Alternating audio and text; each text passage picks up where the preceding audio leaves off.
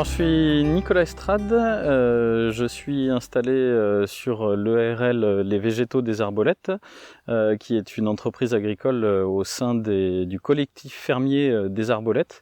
C'est un collectif de 5 exploitations agricoles qui sont réunies sur la même entité foncière de terres agricoles d'à peu près 120 hectares. Les Végétaux des Arbolettes, c'est d'abord une idée dans laquelle on veut faire des grandes cultures, et les grandes cultures, c'est d'habitude ça se fait sur des grandes surfaces de terre, et généralement on valorise les productions céréalières sur des circuits longs. Ici la logique a été totalement différente. On fait de la grande culture sur une toute petite surface. Pour l'instant on a 15 hectares et on va aller dans le futur jusqu'à 25-30. Et le but du jeu, c'est de valoriser, de créer de la valeur ajoutée sur l'ensemble de monoproductions céréalières pour les amener jusqu'au bout, jusqu'au produit fini.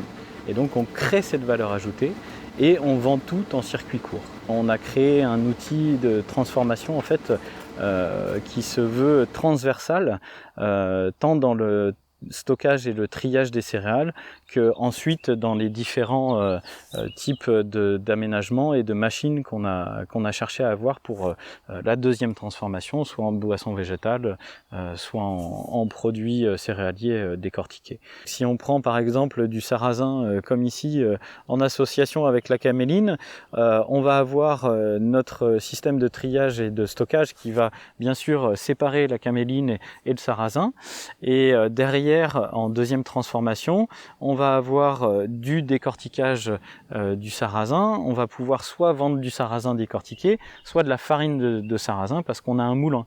Mais ce moulin, il va pas servir qu'à faire de la farine de sarrasin. Il va faire de la farine de grand épeautre, mais aussi de la farine d'avoine qu'on va incorporer dans nos boissons végétales. Donc chaque outil que nous avons dans lequel nous avons choisi d'investir, eh bien, est utilisé pour une palette de transformation. Donc ça va nous permettre vraiment d'acquérir une polyvalence sur le type de transformation qu'on va avoir, et d'augmenter en tout cas la résilience du système économique et bien sûr environnemental initial.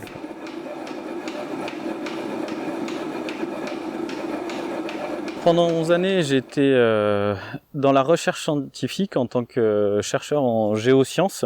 Et cette période de 11 années passées dans la recherche m'a énormément servi pour ce que je fais maintenant.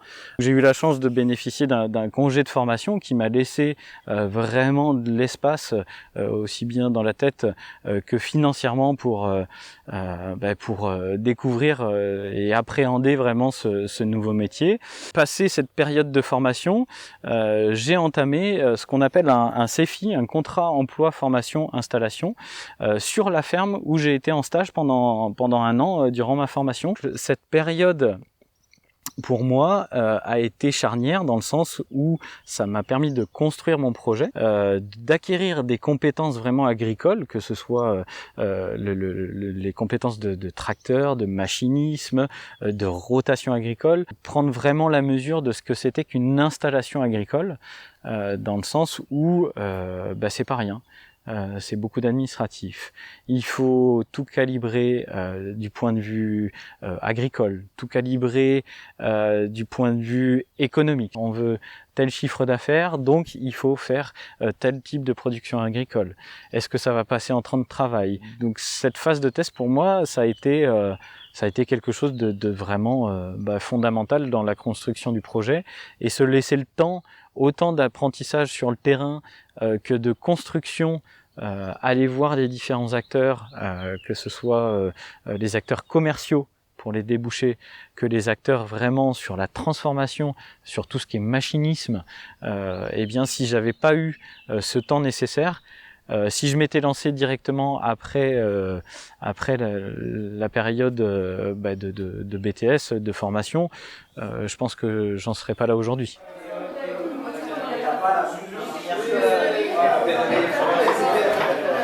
Sur ce collectif, ça regroupe 7 jeunes installés depuis 2016. Il y a une bergerie-chèvrerie qui transforme en yaourt et qui vend en circuit court, en vente directe. Il y a des maraîchers, il y a une éleveuse de porc noir. Il y a l'exploitante historique qui est celle qui nous accueille tous sur cette ferme, qui elle conserve des grandes cultures. Nous on dit pas ferme collective mais collectif fermier. C'est-à-dire qu'on est vraiment des entités, des exploitations agricoles qui sommes indépendantes, juridiquement, financièrement les unes des autres. On a chacun nos méthodes de fonctionner à l'intérieur de nos exploitations respectives, mais par contre on va mettre en commun beaucoup de choses. Quand il y a besoin que quelqu'un prenne une journée ou 2 journées pour aller faire quelque chose, il y a quelqu'un qui va venir l'aider. Quand on a des chantiers en commun, on a une force de frappe qui est énorme. Là, le prochain projet, c'est la création d'une CUMA. Donc on va mutualiser l'ensemble du matériel agricole qui appartient pour l'instant à l'exploitante historique et on va le racheter tous ensemble. Et il y a aussi le côté culturel et ça c'est dans les projets futurs du collectif. Faire venir des spectacles, des compagnies, des résidences, il y a toute la place qu'il faut. Il y a eu déjà des spectacles l'an dernier, des concerts. Ça c'est dans les projets qui vont arriver une fois qu'on aura tous un peu sorti la tête du guidon de nos installations respectives, ce qui devrait arriver dans pas trop longtemps.